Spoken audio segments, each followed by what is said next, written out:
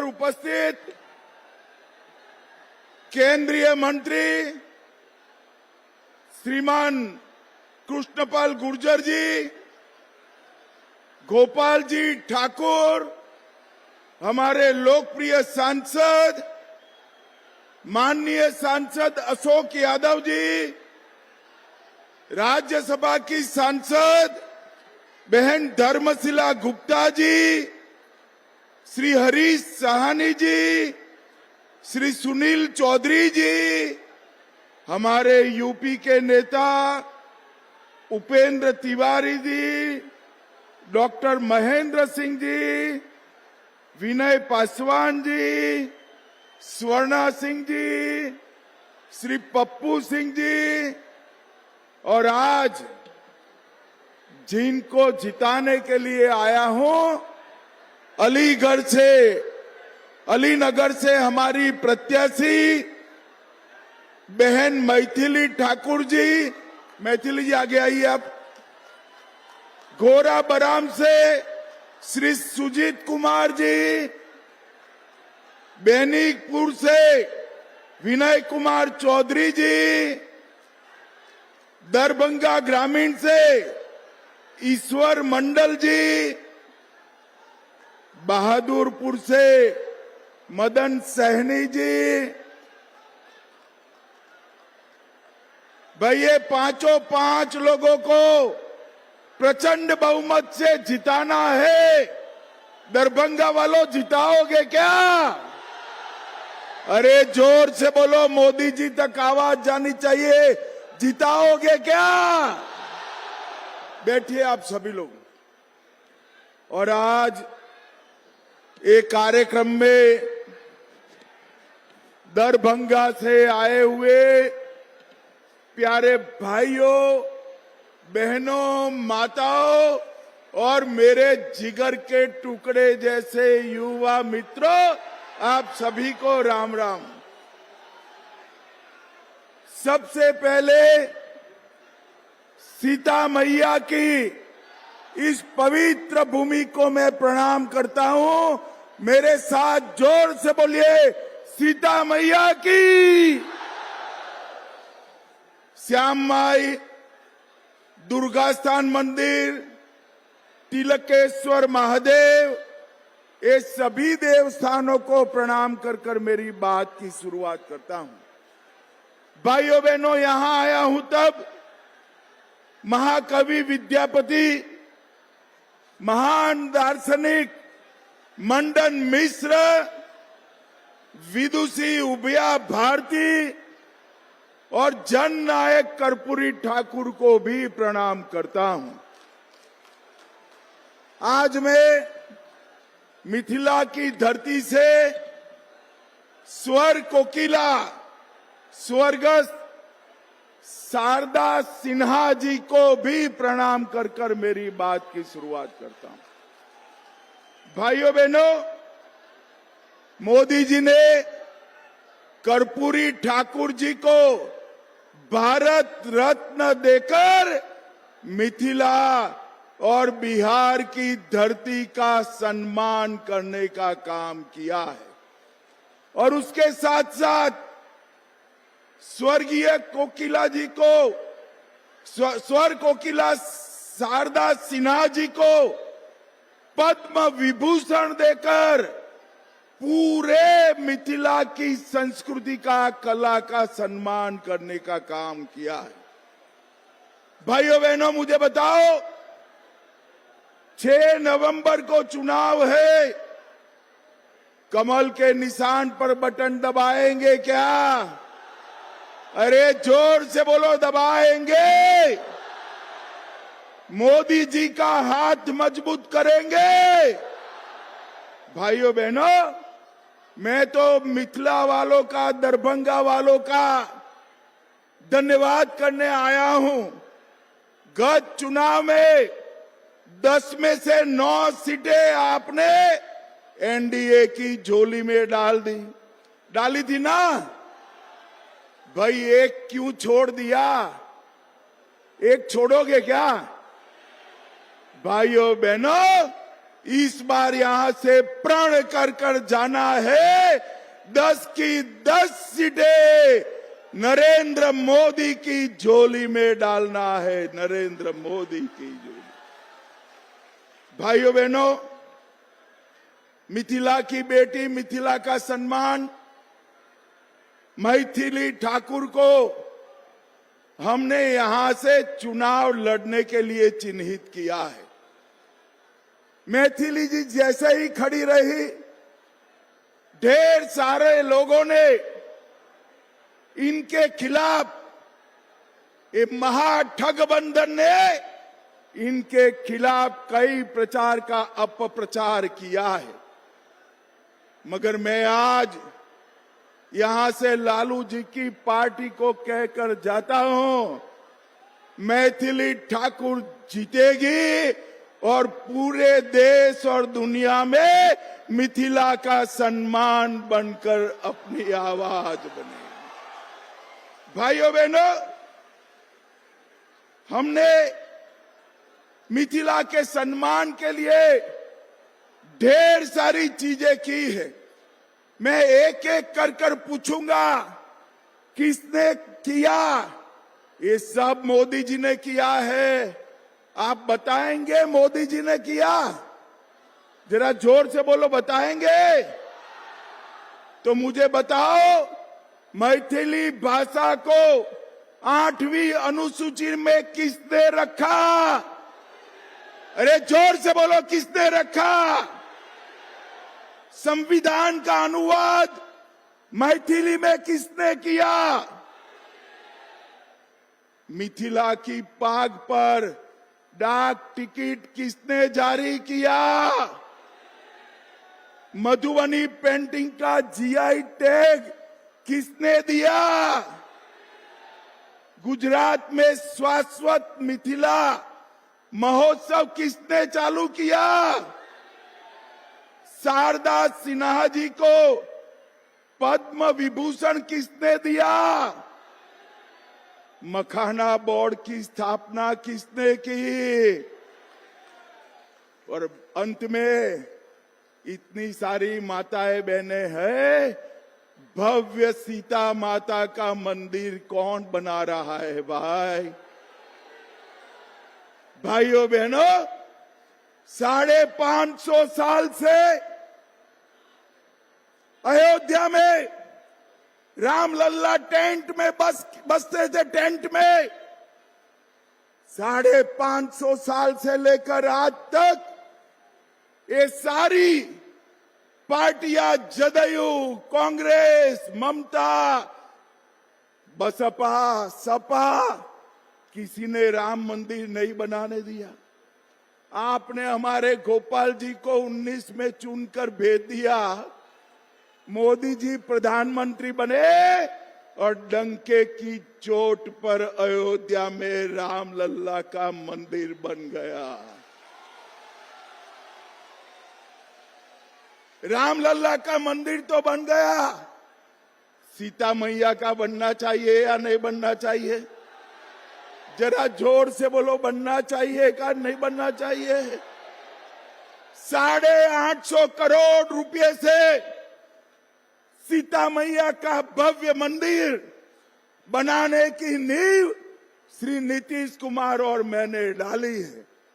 आज मैं पूरे मिथिलांचल वालों को कहकर जाता हूं, मां सीता से जुड़े हुए सारे स्थानों को पवित्र यात्रा धाम में बदलने का काम भारतीय जनता पार्टी करेगी।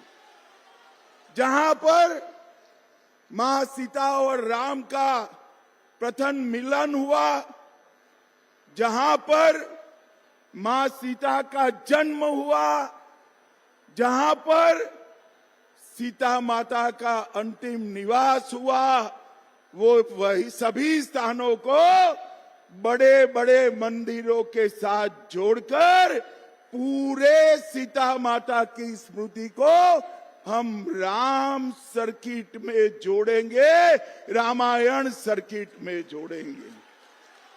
और दुनिया भर के यात्री हमारे सीतामढ़ी में सीता माता के मंदिर को देखने आएंगे, मिथिलांचल में आएंगे। और अब तो सहूलियत भी हो गई है। एक गोपाल जी कब का पीछे पड़ा था, इनके आग्रह से मोदी जी ने यहाँ दरभंगा एयरपोर्ट भी बना दिया है। दरभंगा एयरपोर्ट भी।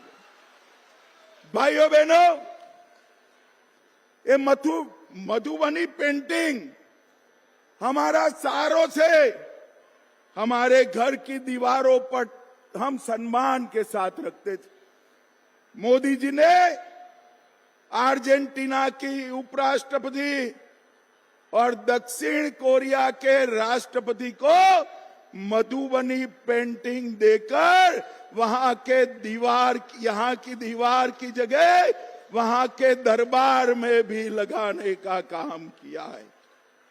भाइयों बहनों, अभी अभी बिहार का दूसरा आईटी पार्क यहां बना और यहां पर सीता माता का मंदिर भी बन रहा है।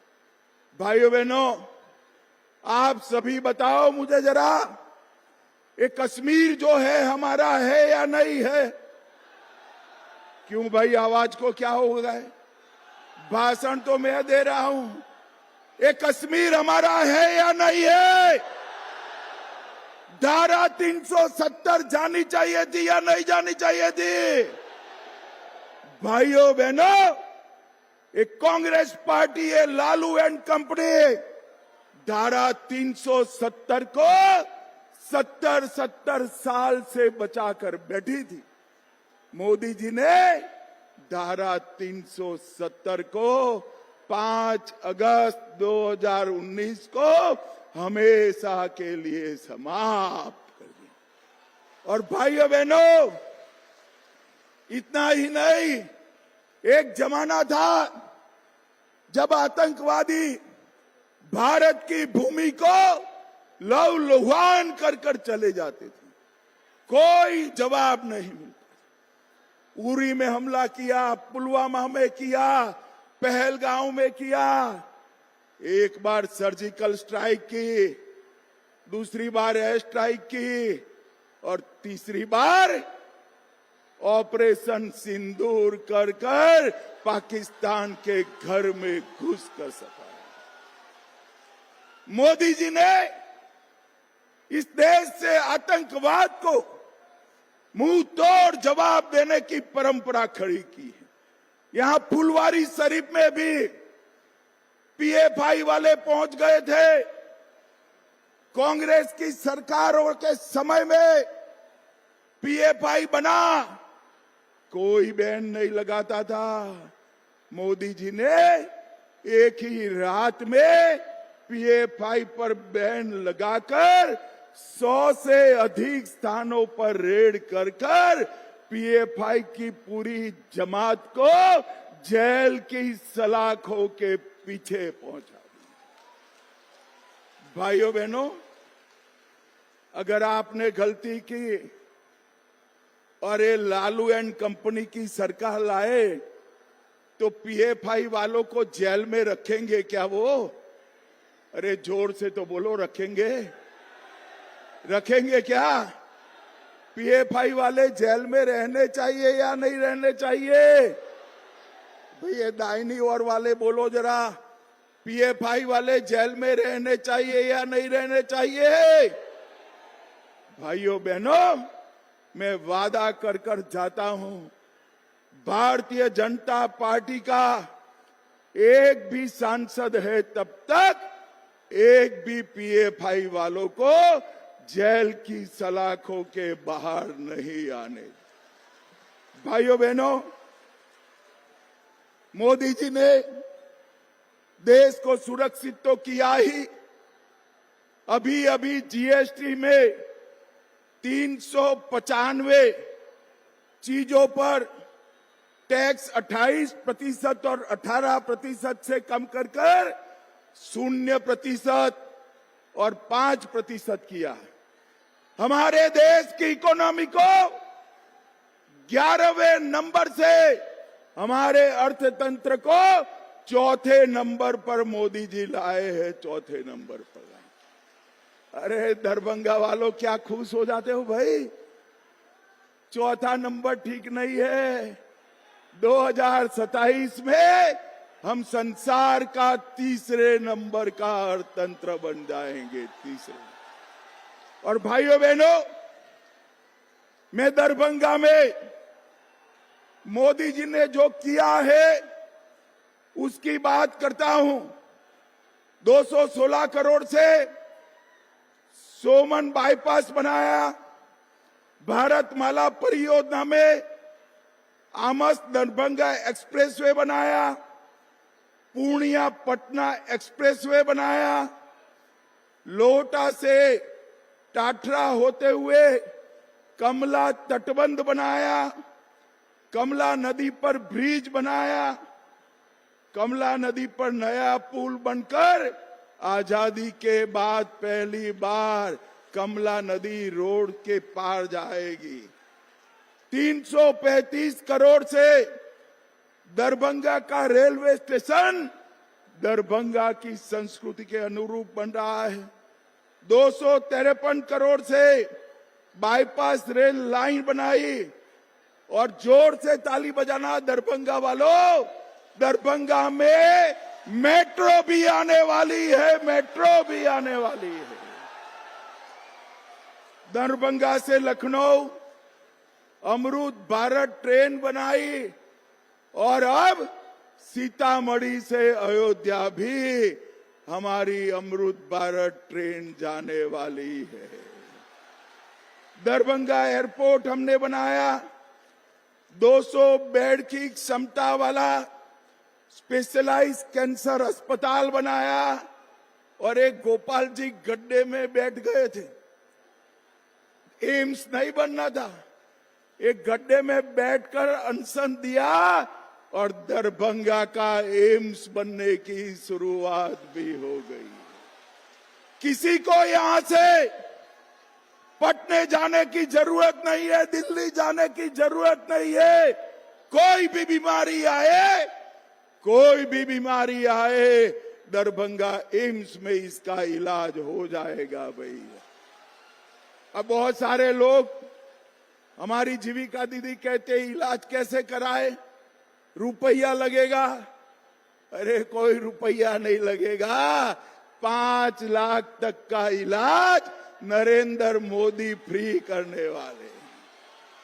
इस देश में 60 करोड़ गरीबों के लिए 5 लाख तक का पूरा इलाज मुफ्त में करने का काम नरेंद्र मोदी ने किया। हर गरीब को घर देने का काम नरेंद्र मोदी ने किया है। और भाइयों बहनों, मैं आपको आंकड़ा देने आया हूं, सिर्फ बिहार में 8 करोड़ 52 लाख गरीबों को 5 किलो अनाज मुफ्त मिलता है। 87 लाख किसानों को हर साल 6,000 रुपया मिलता है। बिहार में 44 लाख घर बन चुके और 30 लाख मोदी जी ने अप्रूव कर दिए हैं। 1 करोड़ 17 लाख माताओं को गैस का कनेक्शन दिया। आयुष्मान भारत योजना 3 करोड़ 53 लाख लोगों को 5 लाख तक का इलाज मुफ्त किया। जल जीवन मिशन से 1 करोड़ 60 लाख घरों में पीने का पानी भेजा। और जोर से ताली बजाना भाई, मखाना बोर्ड की स्थापना भी नरेंद्र मोदी ने कर दी। पश्चिमी कोसी नहर, कोसी का पानी रामचंद्र जी के समय से बिहार में बाढ़ लाता है या नहीं लाता है? अरे जोर से बोलो, लाता है या नहीं लाता है? मिथिलांचल में बाढ़ लाता है या नहीं लाता है? अब पश्चिमी कोसी नहर बनाकर मिथिलांचल की 50 लाख हेक्टेयर भूमि को सिंचित करेंगे और मिथिलांचल को बाढ़ मुक्त बनाएंगे। भाइयों बहनों, अभी अभी हमारे नीतीश कुमार जी ने अभी हमारे नीतीश कुमार जी ने 1,25,00,000 जीविका दीदी के अकाउंट में 10,000 रुपया डालने का काम किया है। और ये 10,000 तो शुरुआत है। ये 10,000 के आधार पर आगामी 4 साल में हर जीविका दीदी को 2 लाख तक का लोन दिया जाएगा। 2 लाख तक का। सभी बिहारियों के घर से 125 यूनिट बिजली हमने फ्री कर दी है। विधवा पेंशन 400 से बढ़ाकर 1100 किया है। बुजुर्गों का पेंशन 400 से बढ़ाकर 1100 किया है। आशा बहनों का 1,000 से बढ़ाकर 3,000 किया है।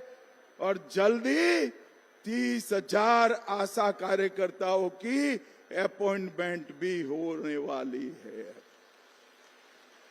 भाइयों बहनों, इतने सारे युवा बैठे हैं ना युवा, जरा जोर से भारत माता की जय का जयकारा लगाओ जरा। भाई, राजनीति में युवाओं को मौका मिलना चाहिए या नहीं मिलना चाहिए? माताएं बहनें भी बताए, मिलना चाहिए या नहीं मिलना चाहिए? मोदी जी ने कहा है 1 लाख युवाओं को भारतीय जनता पार्टी पंच, सरपंच, तहसील पंचायत, जिला पंचायत, विधायक और सांसद का टिकट देकर पहली बार चुनाव लड़ाएगी। अभी कल ये लालू जी ने कोई प्रभारी बनाया, मैं तो नाम भूल गया उनका।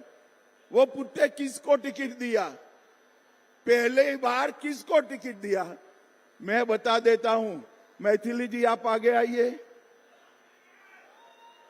हमने ये 25 साल की युवा मैथिली ठाकुर को कोई राजनीतिक बैकग्राउंड के बगैर टिकट दिया। मुझे बताओ भाई, आरजेडी में ऐसा हो सकता है? बैठिए, आरजेडी में ऐसा हो सकता है क्या? कांग्रेस में हो सकता है क्या? लालू जी अपने बेटे को मुख्यमंत्री बनाना चाहते हैं और सोनिया जी राहुल बाबा को प्रधानमंत्री बनाना चाहते हैं। अब मुझे बताओ दरभंगा वालों, जो अपने बेटे बेटियों के लिए लगे हो, आपका नंबर लगेगा कभी क्या? अरे जोर से बोलो, लगेगा क्या? भाइयों बहनों, केवल और केवल भारतीय जनता पार्टी है जो परिवार की राजनीति को नहीं मानती है। अगर बिहार के युवाओं को, बिहार की बच्चियों को राजनीति में मौका चाहिए तो केवल और केवल भारतीय जनता पार्टी दे सकती है और कोई पार्टी। और ये माँ बाप दोनों, सोनिया जी राहुल को बनाना चाहते हैं और लालू जी अपने बेटे को बनाना चाहते हैं। दोनों को मैं कह देता हूं, सीएम या पीएम कोई भी सीट खाली नहीं है। यहां नीतीश कुमार जी है, वहां मोदी जी है। आपके लिए सीटें खाली नहीं है।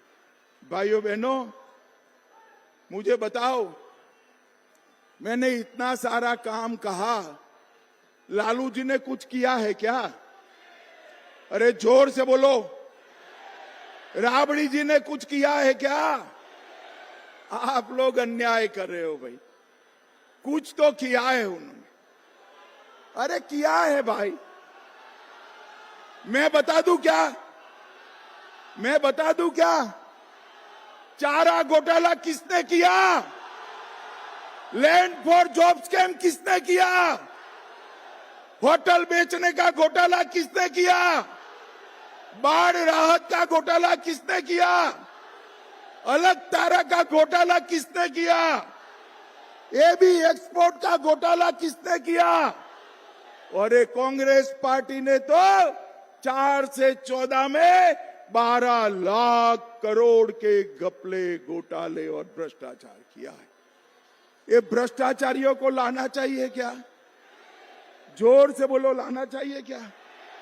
भाइयों बहनों, ये लोग कुछ नहीं कर सकते। मोदी जी ने सड़क और पुल 4 लाख करोड़ के बनाए, रेलवे 1 लाख करोड़ इन्वेस्ट किया, एयरपोर्ट में 2000 करोड़, दरभंगा के अलावे पूर्णिया एयरपोर्ट बनाया और 24,000 करोड़ से बिजली के कारखाने डाले।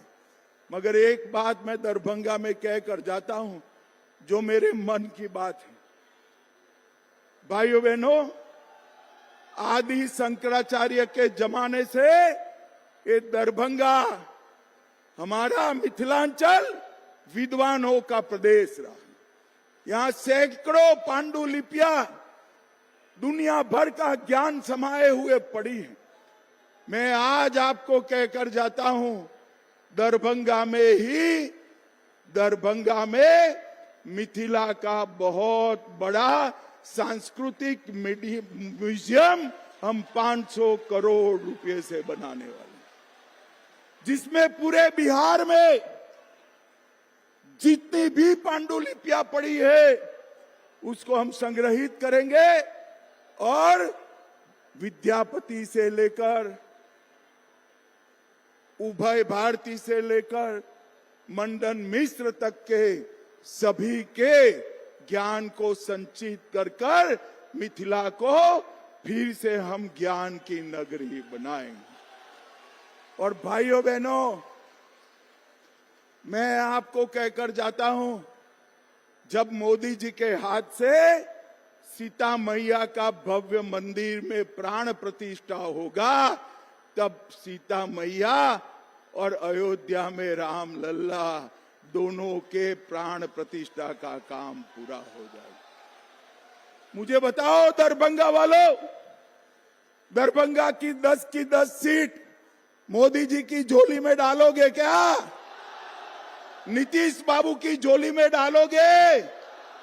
नीतीश बाबू के हाथ मजबूत करोगे? मोदी जी के हाथ मजबूत करोगे?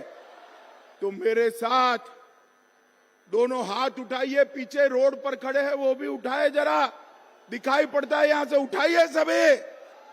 दोनों हाथ की मुट्ठी भींच कर बोलिए, जय श्री राम, जय जय श्री राम, सीता मैया की जय, सिया राम। भाइयों बहनों, 6 तारीख को पहले मतदान, फिर जलपान। 11 बजे के पहले कमल और तीर के निशान पर बटन दबाकर ये लालू राहुल का सुपड़ा साफ कर दीजिए। भारत माता की वंदे वंदे वंदे